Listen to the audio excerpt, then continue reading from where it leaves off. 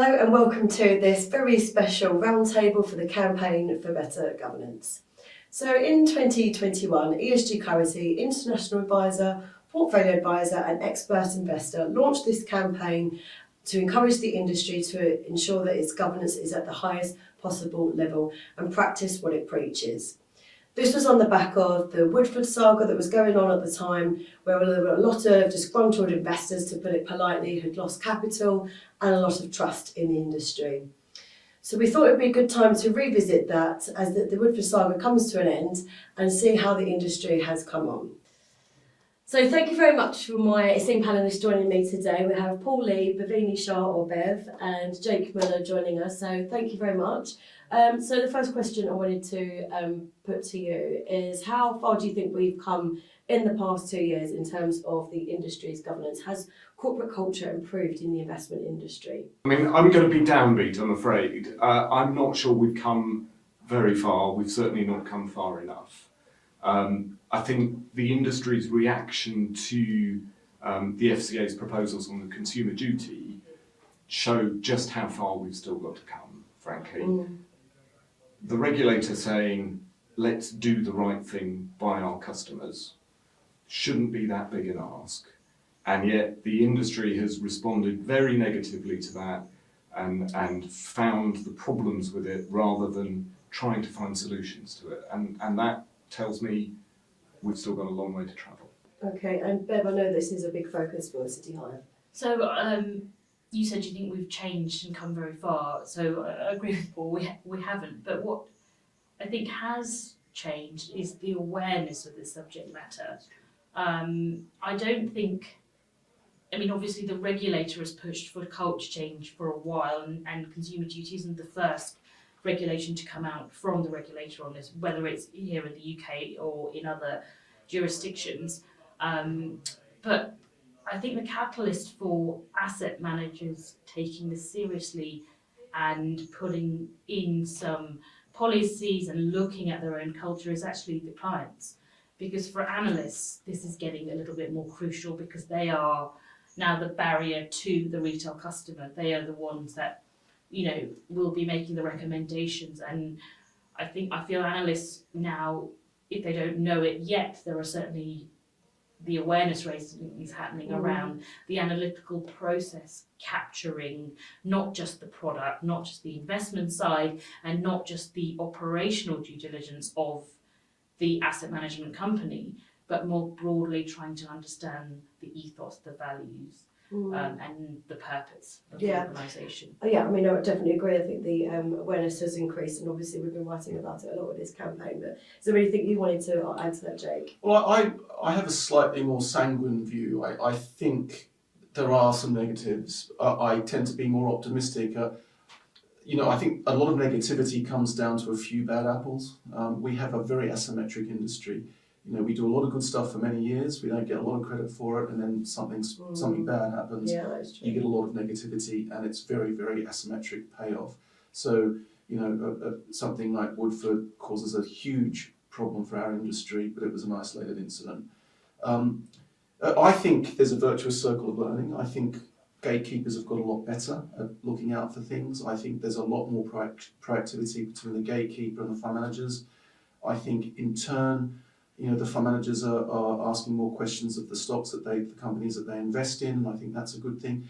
I think the media is increasingly playing a more gatekeeper type role by bringing stories and scandals to the fold, so I think that's excellent work there too. And I think when you put all those things together, I think there is a lot more virtuosity in that circle than negativity. I do appreciate there are plenty of things we. I mean, it's the right recipe. You've got all the ingredients in place for the change you need to see happen, and unfortunately, there is no quick fix. So I think, like with a lot of different things within the industry that we're having to focus on now, other than just returns, ESG, diversity, and there's often the thing around people saying that it's not happening quick enough. Unfortunately, isn't it something that over time we won't notice it happen, but then we'll get to a point where it's happened and you've got used to it, and then you move on to the next stage of evolution. That's really true, isn't it? Because culture change is a process. It does take time. We have to accept that it will not be a swift thing. And all of our lives have kind of been on hold for a couple of years. So I think speed's been even more glacial than it might have been otherwise, probably. But also broadly with culture, is the first step is understanding it. And as an industry, we're so used to looking at numerical data for things that culture itself and understanding that is actually more qualitative. It's a narrative that you have to kind of look through and unpick. It's not, where do you put the finger on the pulse of the heart and soul? That's how we kind of at City Eye position it, the heart and soul of an organisation.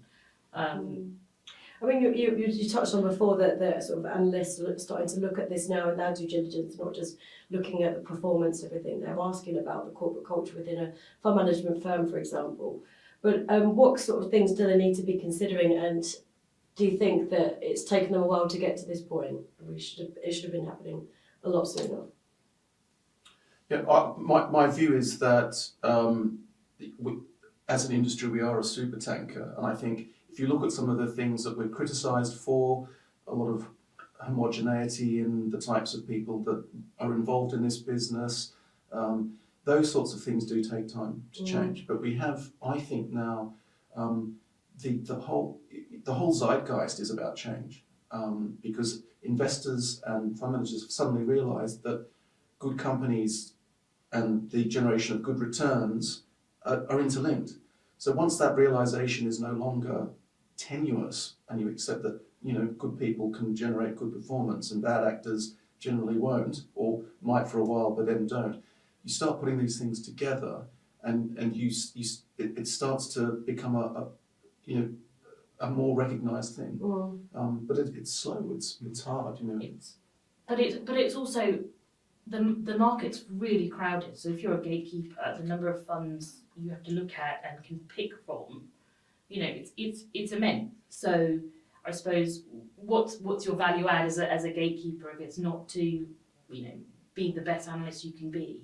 And it might have been that 10, 15 years ago you didn't have to look at culture because there was less choice. There was maybe you were able to pick, but now you can probably put a piece of paper between the funds you look at. And actually, if you're looking to add value as a fund gatekeeper, you need to enhance your own process and start to look more broadly at, the firms that are stewarding your clients' assets at the end of the day.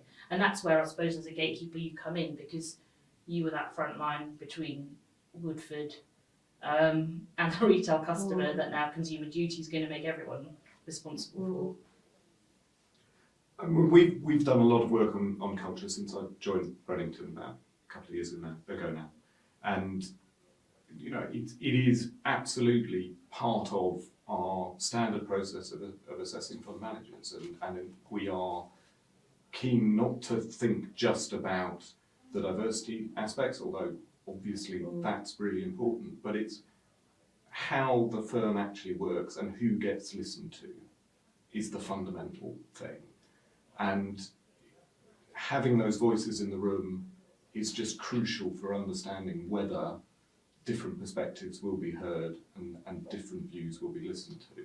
So one of the very simple things that we now require in every meeting is to have somebody from a minority within that firm at a meeting, and we make sure we're asking them questions. And just the way in which they are allowed to answer the questions and not interrupted and overruled, or just you can learn so much from the dynamic of hearing them speak and the extent to which they're allowed to speak within the firm. That for us is really, really crucial to our understanding of the tone of the firm and actually its ability to generate returns over time. Yeah, that's a really interesting approach. Is that something that you found with ARP as well? What you're doing at City Hive, that there's are there those conversations happen in lots of investment managers? Yeah, so I mean, we firmly believe that elements like the diversity of an organisation are really an output of the culture being right. And the reason why any investment firm wants to get the culture right is because you want to create an environment where people feel psychologically safe to make decisions, and that means everybody in the organisation. So really, you get the culture right, then you're going to have people who feel comfortable, as Anne says, to speak up, to make decisions. If I think back to 08, long time, different financial crisis going on at the moment. But and some of you guys might remember this when you had conversations with fund managers, just after Northern Rock and all of that, and some fund managers said, they went out to buy a sandwich and saw people queuing at the Northern Rock branch and went back to the office and sold holdings, and some didn't. And for me now, when I think back on those conversations, around 08 and after, when we were unpicking what happened during the credit crunch, you could really see the fund managers and the decision makers who felt that psychological safety within their organisation, that they could go back and make that decision, and the ones that didn't. And that's what we should really be trying to achieve in the industry, because it's not the rhetoric around the right thing to do for society. It's actually about being able to make the right decisions to improve investment performance for the end customer. Absolutely. Jake, do you have anything to add on those points? Yes, I think to the extent that we are subject to the winds of the markets, a lot of that stuff is, a lot of the outcomes that come as a result of a crisis will necessarily drive change. And we seem to have been through a lot of these crises. And from my experience, it's those companies that have got a broader depth of different types of people, different skill sets that are best able to weather a crisis. You can't stop the crisis, but it's how you navigate your ship through it. So if you've got good, strong leadership, I think most leaders that I come across are, genuine. They want their business to succeed. They are aligned with their shareholders, and they know that in order to do that, to get best shareholder outcomes, they've got to have a business that's able to get through storms. I think every time we have a crisis, they come from slightly different angles. The wind comes from a different direction, and you have to be able to move your sails into make sure that you're able to best negotiate that sort of wind. It's ongoing. It's those companies that haven't learned, that haven't broadened their staff base or their policies around work or flexibility and things like that, that will invariably find it tougher going. Okay, I wanted to ask about something else that's quite topical at the moment. The FCA and lots of other regulators cracking down on greenwashing. And what we've seen in the for SFDR, lots of asset managers downgrading Article 9 funds to Article 8. This is still, I guess, a relatively young part of the industry, and in essence, I guess that's asset managers, they are governing themselves because that's how there isn't really hard and fast rules on SFDR.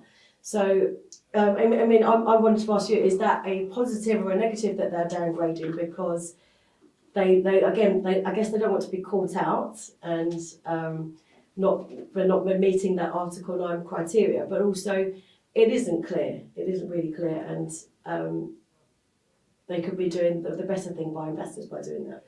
What's your interpretations?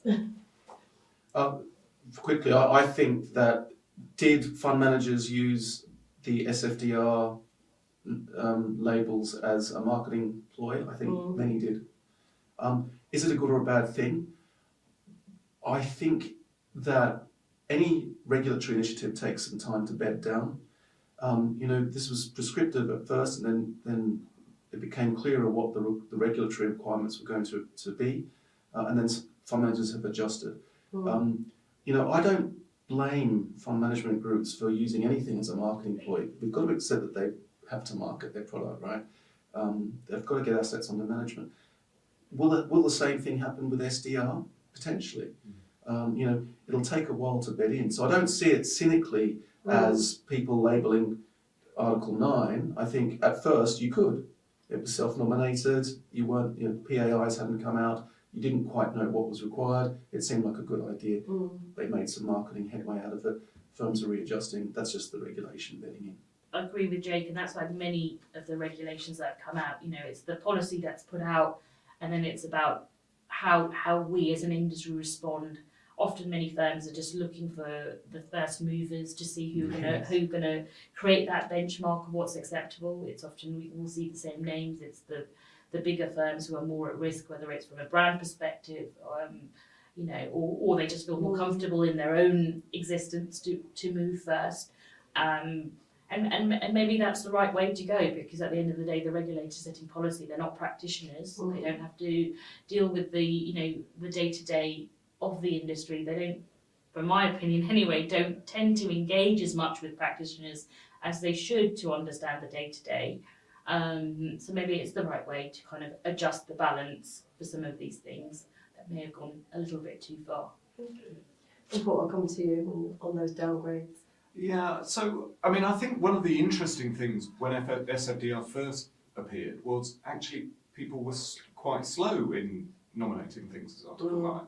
And it was only when the competitive pressures came in that they started nudging themselves up. So actually the original response felt a bit more honest, and I was really encouraged by that. And then the marketing mindset overtook it, unfortunately.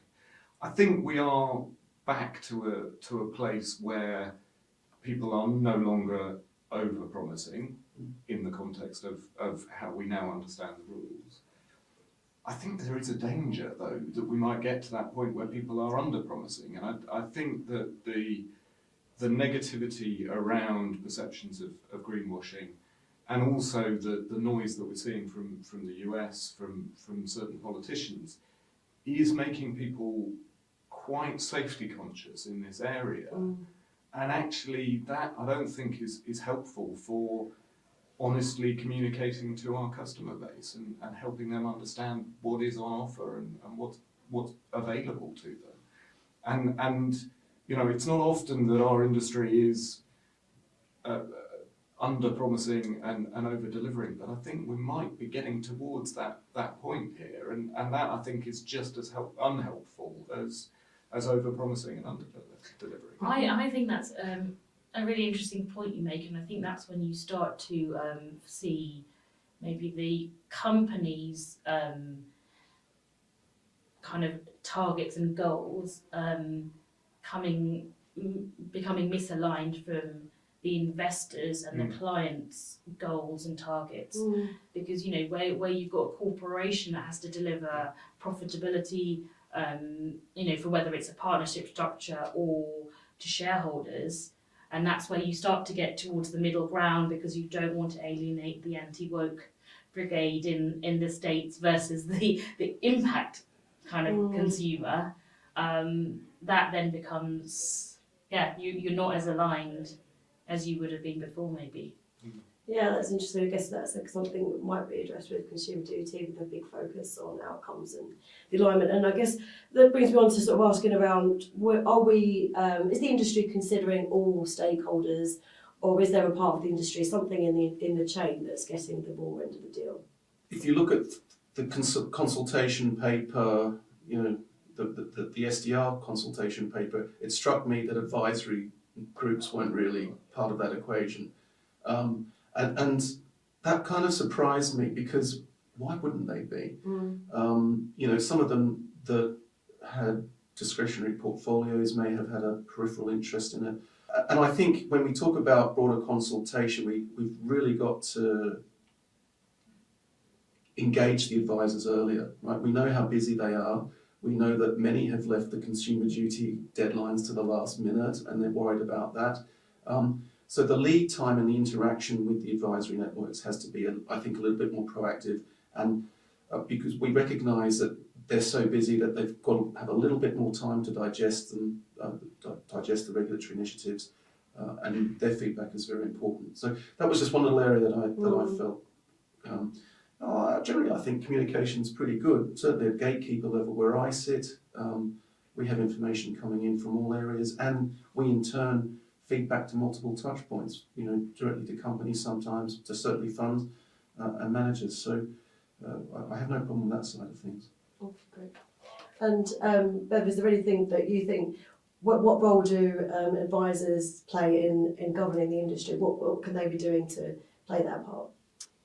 I think, like with the entire investment supply chain, advisors can really play their part between the retail customer and holding, the next line up to account. Often a lot of the conversations, with policymakers tends to probably stop around this mark.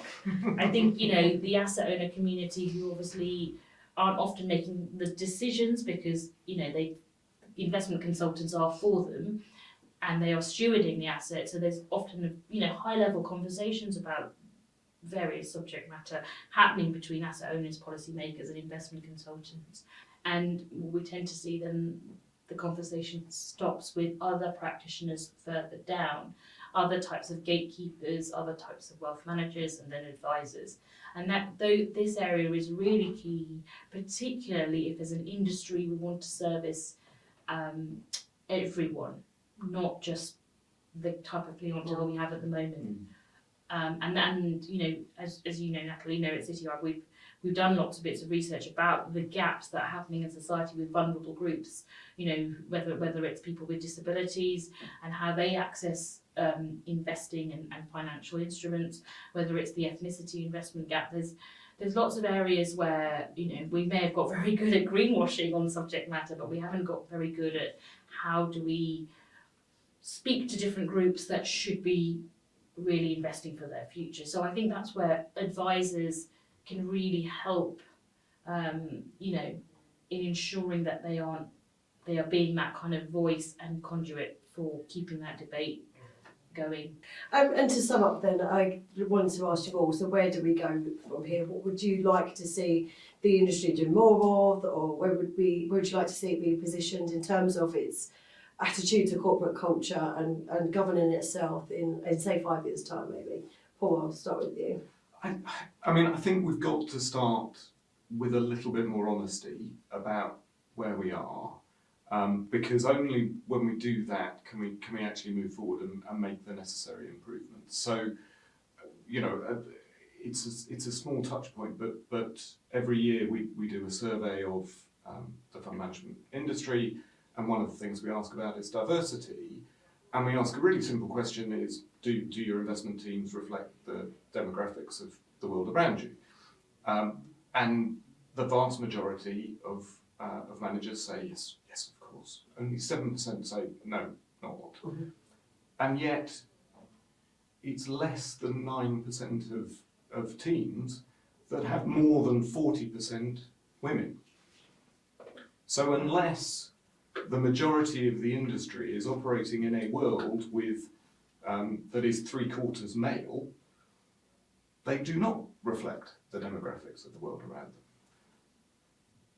We just need to be honest about where we're at in order to move forward. If we can do that and actually understand that, reflect on it honestly, make the changes that are needed, then in 5 years' time we could be in a very different place. But if we don't start from a position of honesty now, I worry that we won't make the progress over that time. I think for me, certainly a positive is that, bearing in mind that the Act framework only launched in May, and we've already got over 100 global asset managers reporting honestly on who they believe they are against their own values. So we've got a kind of a starting point. What I'd like to see in 5 years, though, is a recognition from more management teams within the asset management industry that their corporate culture and elements of their diversity are actually a business critical thing for them from a kind of return on investment and profitability point of view. I think at this point in time there is a lot of greenwashing happening on the subject matter of whether it's diversity or culture. Mm-hmm. And in 5 years, hopefully, in the same way they've recognised that the E of ESG is something that will bring in revenues for them and grow assets, the management teams will recognise that this does impact their profitability. And it will do because it's gatekeepers looking at their Act framework as part of their due diligence. Yeah, great. I think the funds management industry is, generally speaking, run by good people, and every now and then there are a few bad apples. I think the narrative is getting better. I think We have a lot to learn, but I think the fact that there are initiatives such as ACT with the City Hive organisation, you've got a lot more collaboration happening with fund groups now in terms of how they approach the companies they invest in. What I think I would like to see, going to Paul's point about honesty, is a development of collaboration and fund managers themselves controlling their own narrative better, so that the good work they do, and there is much of that, and it's getting more prolific, is articulated in a better way. So I think a lot of these stories are very, very positive. We just don't hear about them, and we only hear about the bad things. I think the next 5 years you'll see enormous change in the way fund groups are run, and the way they think, and hopefully that will be reflected also in investor outcomes. Yes, that will be very interesting to see how that pans out, and we'll be definitely reporting on it on our titles. So thank you all for your contributions, your insights. Really great to have you today. Thank you so much. Thank you.